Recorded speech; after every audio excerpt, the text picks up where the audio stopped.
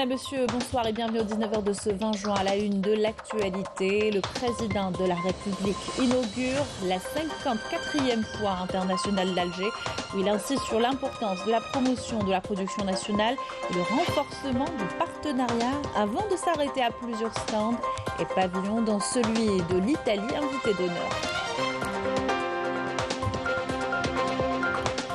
Sortie de plusieurs promotions dans différentes écoles supérieures militaires du pays.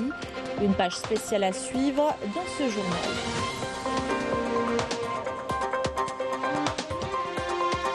Gros plan ce soir sur le Salon national de l'innovation où les participants exposent leurs projets créatifs dans tous les domaines, parmi eux des jeunes de l'enseignement professionnel.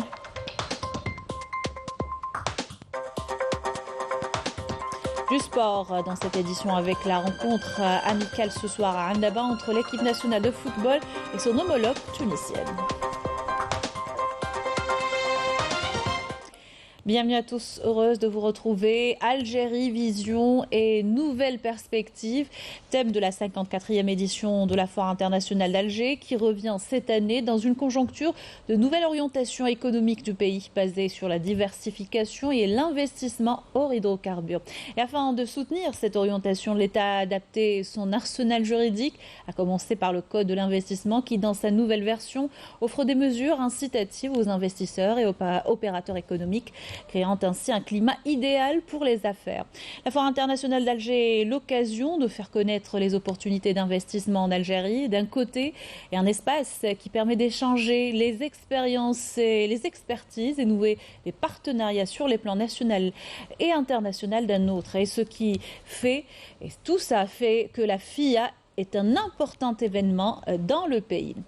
Le président de la République, Abdelmadjid Tebboune, a d'ailleurs inauguré cet après-midi la 54e édition de la Foire internationale d'Alger, placée sous le thème Algérie Vision et Nouvelles Perspectives. Il a été accueilli au Palais des Expositions par le Premier ministre Ayman Ben Abdelrahman, le chef d'état-major de l'Armée nationale populaire générale d'armée Saïd Chengueriha, ainsi que le ministre du Commerce et de la promotion des exportations Taïeb Zitouni, le wali d'Alger Abdenour Rabhi et le directeur général par intérim de la SAFEX. Le président de la République a inauguré la FIA a salué des membres du gouvernement et représentants du corps diplomatique accrédité en Algérie qui l'ont accueilli, qui étaient présents à la cérémonie d'ouverture de cet important rendez-vous économique. La foire internationale d'Alger se poursuivra jusqu'au 25 juin en cours avec la participation de près de 640 exposants algériens et étrangers venus de 30 pays, un pavillon dédié à la Palestine et un autre au Sahara occidental pour la première fois avec l'Italie invité d'honneur. Et cette édition est marquée également par le lancement d'un salon numérique algérien dans le sillage de la transition numérique du pays. Il met en avant les 5 segments stratégiques sur lesquels l'Algérie compte pour réaliser sa relance économique en dehors des hydrocarbures. Il s'agit notamment de l'industrie, l'agriculture, les énergies renouvelables et les technologies de l'information. La Foire internationale d'Alger accueillera également un forum économique dédié à l'investissement.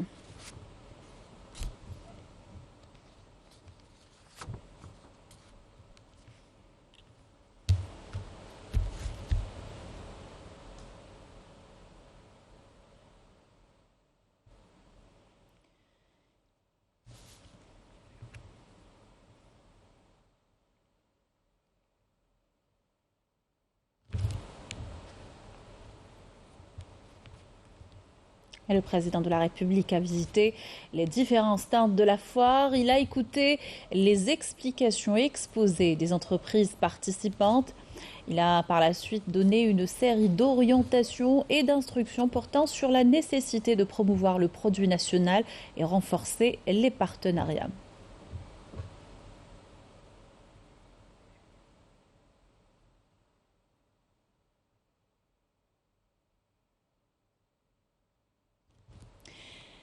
Et le président de la République, accompagné du Premier ministre et des membres du gouvernement, a marqué une halte au pavillon italien, invité d'honneur de cette édition, le pavillon consacré aux start-up, et a également visité le pavillon des industries militaires du ministère de la Défense nationale.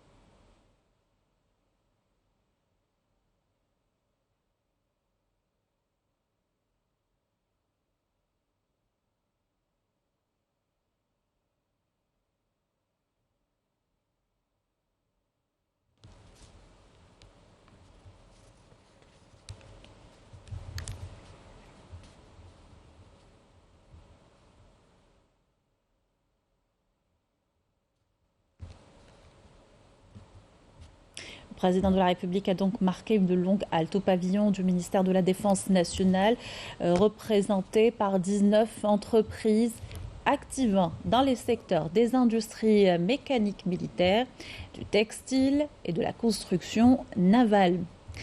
Une participation exceptionnelle qui reflète le rôle stratégique qu'occupe l'industrie militaire dans le développement économique national.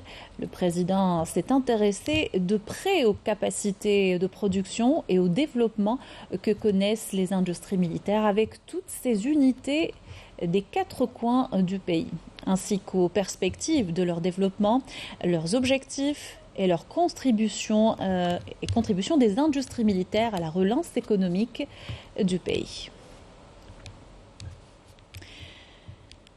Voilà pour cette visite du président de la République, plutôt l'inauguration de la foire internationale d'Alger par le président de la République. Dans l'actualité, le commandant des forces aériennes, le général-major Mahmoud El Araba, a présidé ce mardi la sortie de la 29e promotion des officiers de l'École supérieure des techniques de l'aéronautique. Shahid Moussa Al-Hali de Dalbeida. Yasmine Massoudi pour les détails.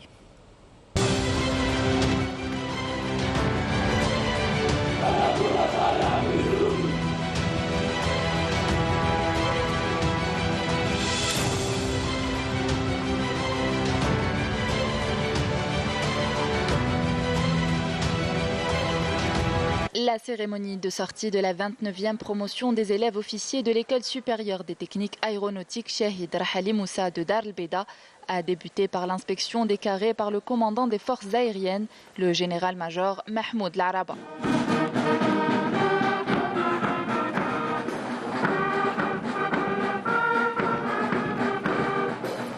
À cette occasion, le commandant par intérim de l'École supérieure des techniques de l'aéronautique a prononcé une allocution mettant en avant l'intérêt accordé par le haut commandement de l'armée à l'enseignement et à la formation. Chers diplômés, je tiens à vous féliciter pour votre réussite et je tiens à nous féliciter également pour vous avoir aidé à atteindre tous les objectifs tracés par notre haut commandement.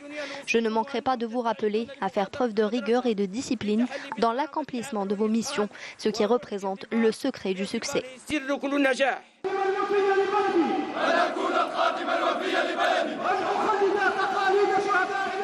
Après la prestation de serment, les grades et les diplômes ont été remis aux promus.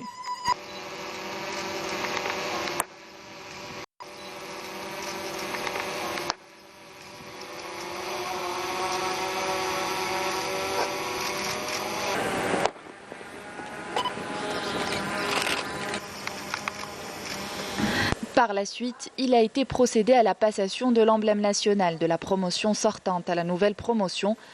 La promotion sortante a été baptisée du nom du Shahid Eftouch Mohamed, après approbation du général-major, commandant des forces aériennes.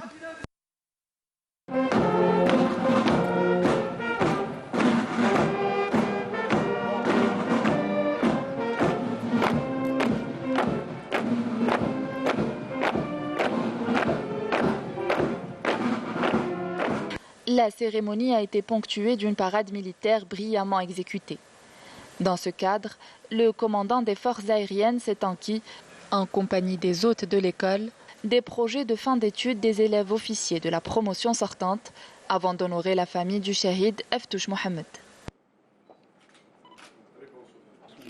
À la fin de la cérémonie, le commandant des forces aériennes a signé le livre d'or de l'école. On poursuit notre série avec la sortie hier de plusieurs promotions d'officiers stagiaires à l'école supérieure de défense aérienne du territoire Ali Shabbati de Raya. Une cérémonie présidée par le commandant des forces de défense aérienne du territoire, le général-major Abdelaziz Melika Bellel pour les détails. L'école supérieure de la défense aérienne du territoire assure une formation de qualité et un professionnalisme selon des normes modernes.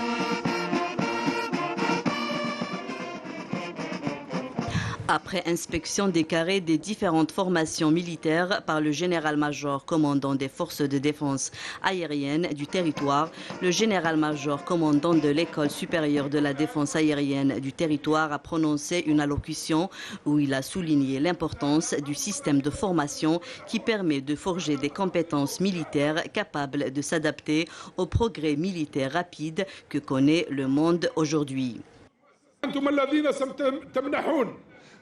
C'est vous qui allez représenter cette école en vous acquittant avec professionnalisme des missions qui vous sont dévolues. L'école compte sur votre travail sur le terrain et votre dévouement en vue de défendre la dignité de l'école et de la patrie.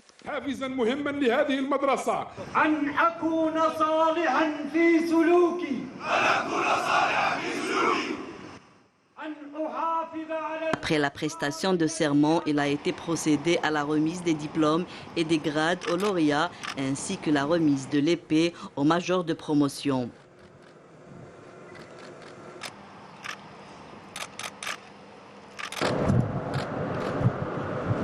S'en est suivi la passation de l'emblème national de la promotion sortante à la nouvelle promotion.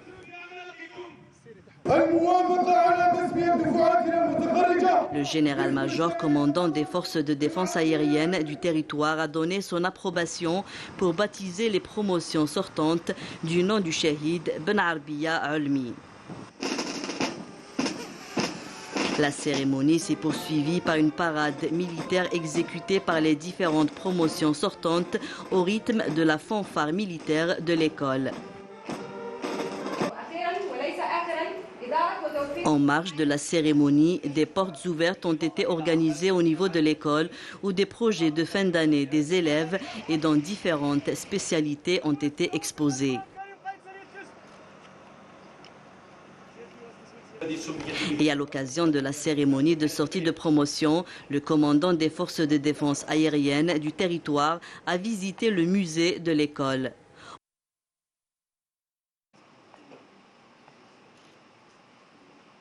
Au terme de la cérémonie, la famille du Shahid Ben Arbiya Ulmi a été honorée par le général-major qui a signé le livre d'or de l'école.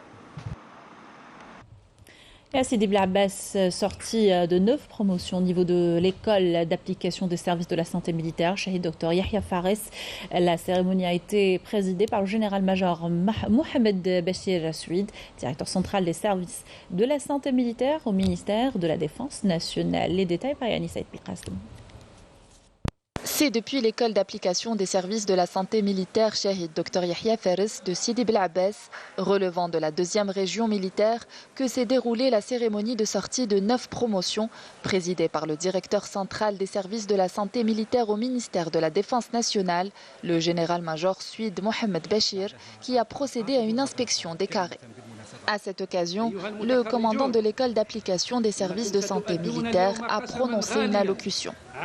Chers diplômés, vous allez accomplir aujourd'hui une noble mission au service du pays et des citoyens. Vous avez déployé de grands efforts lors de la formation, pendant que l'école a veillé, grâce à ses professeurs et cadres, à vous armer de connaissances et de savoir.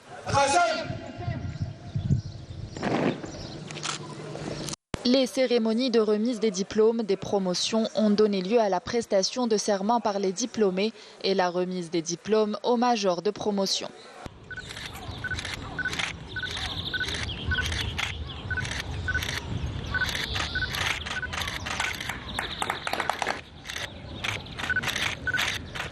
S'en est suivi la remise et la réception du drapeau national aux promotions suivantes.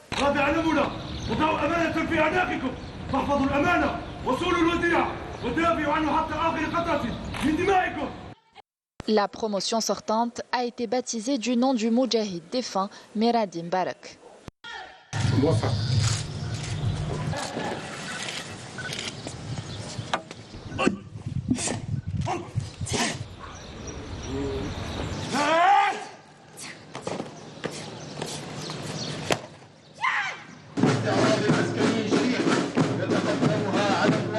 Les diplômés de ces promotions ont également présenté un défilé militaire reflétant la discipline, la coordination minutieuse et l'harmonie complète. En marge de la cérémonie, des présentations ont également été effectuées sur les activités de terrain. Au terme de la cérémonie, la famille du Shahid Meradi Mbarak a été honorée. Il a été procédé par la suite à la signature du livre d'or de l'école.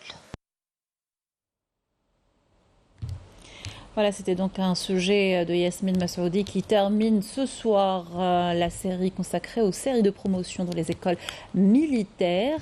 On va parler à présent de l'ouverture ce matin de la 3e édition du Salon national de l'innovation. Réunis au niveau des Sablettes, les participants à l'événement exposent leurs projets créatifs dans tous les domaines. Parmi eux, des jeunes de l'enseignement professionnel que Yamina Saïdji a rencontrés. Ils sont jeunes et ambitieux, tous diplômés de la formation et de l'enseignement professionnel. Ces jeunes ont décidé de faire de l'innovation leur allié pour se lancer dans le monde de l'entrepreneuriat, avec l'objectif de devenir acteurs dans le développement économique du pays. Nous avons présenté notre projet sur la production d'ananas dans une serre intelligente pour produire cet fruit exotique. Nous avons utilisé dans ce cas le charbon actif. J'ai réalisé ce projet. C'est un générateur de dialyse spécialisé de l'ultrafiltration et la surveillance cardiaque. J'ai créé 3 applications. La première, c'est pour la gestion des patients immondialisés pour l'ultrafiltration. La deuxième, c'est pour l'ordonnance d'urgence des maladies immondialisées. Et la troisième, c'est pour la clairance créatinémie. Ce projet a pour objectif de faire la détection des flammes au lieu d'envoyer des personnes physiques, des pompiers ou des pompiers qui sont spécialisés dans le domaine. Donc on utilise ce robot pour détecter les flammes et par suite donner l'alerte pour éteindre les flammes existantes sur les forêts. Une importante délégation ministérielle a assisté à l'ouverture du Salon national de l'innovation dans le but de s'enquérir des besoins de ces jeunes entrepreneurs en herbe et de les accompagner dans la concrétisation de leurs projets. Le secteur de l'enseignement et de la formation professionnelle a connu durant le premier trimestre 2022 la relance des accords avec les différents acteurs dans divers domaines et à plusieurs niveaux pour l'accompagnement des jeunes évoluant dans ce domaine. 3 jours durant, près de 100 exposants présenteront leur dernière innovation. Des prototypes aux solutions numériques, cette 3e édition est caractérisée par la diversité des domaines présentés, tels que les énergies renouvelables, la santé, l'agriculture durable et bien d'autres. Mandaté par le président de la République, le ministre des Affaires étrangères et de la communauté nationale à l'étranger a entamé une tournée européenne. Ahmed Attaf a été reçu par le président du Parlement italien, Lorenzo Fontana. Les deux parties ont exposé les voies de la coopération bilatérale, l'avancée qualitative que connaissent les relations algéro-italiennes dans différents secteurs.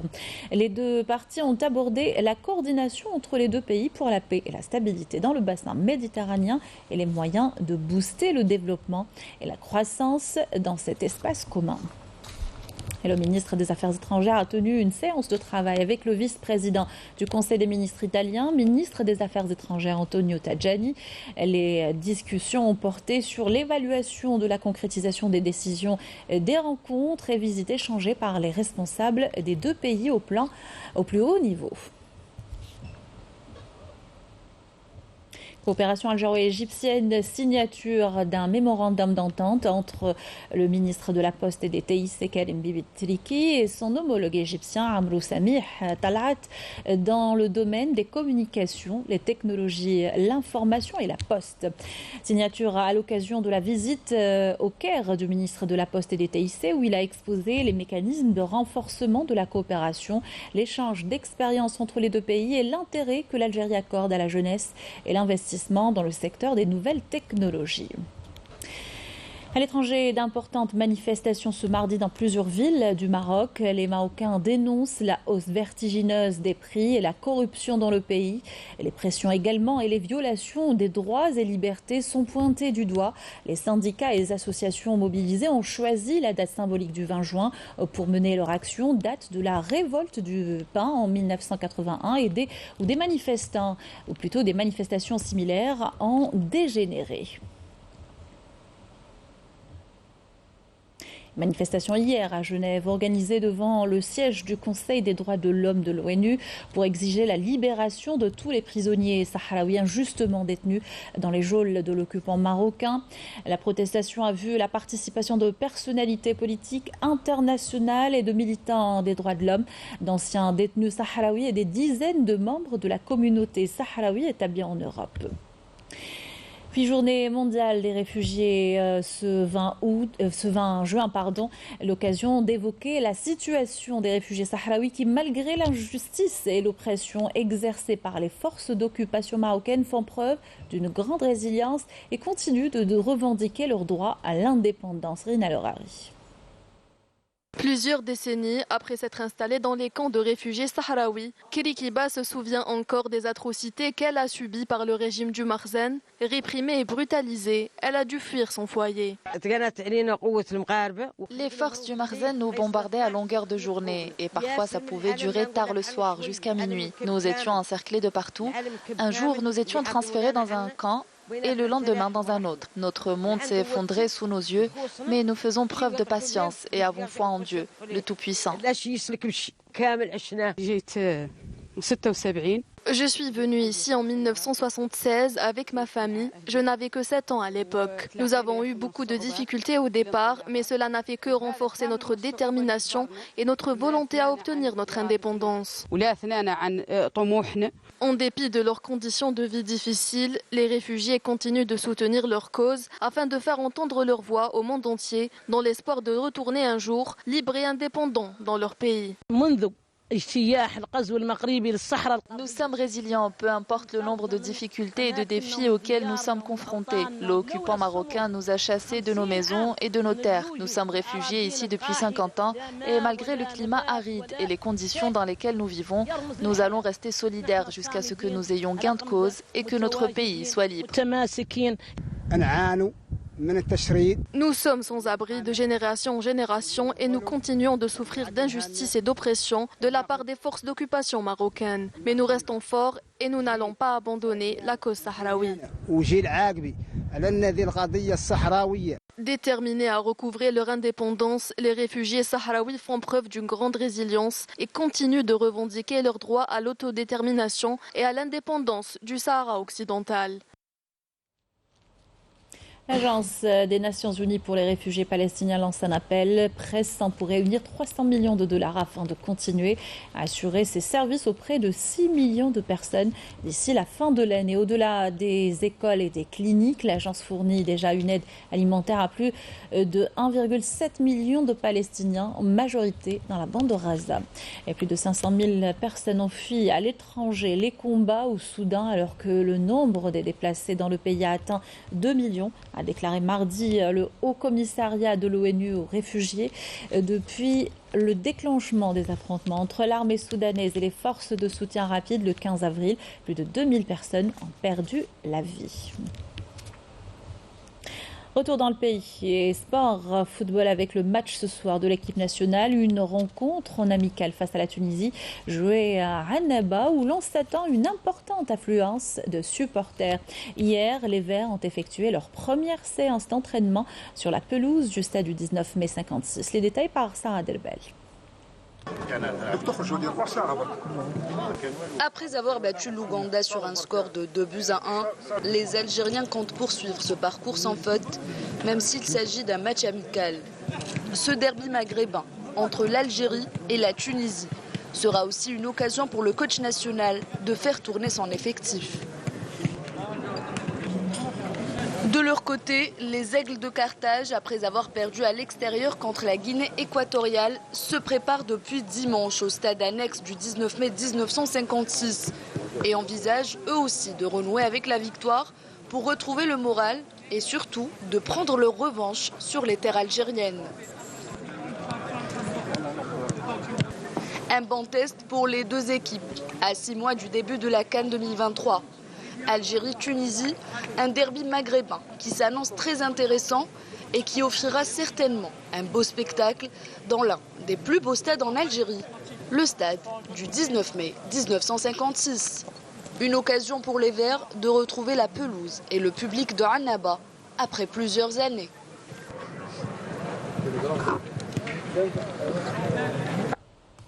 Voilà qui termine notre journal. Merci de l'avoir suivi et excellente soirée sur Canal Algérie.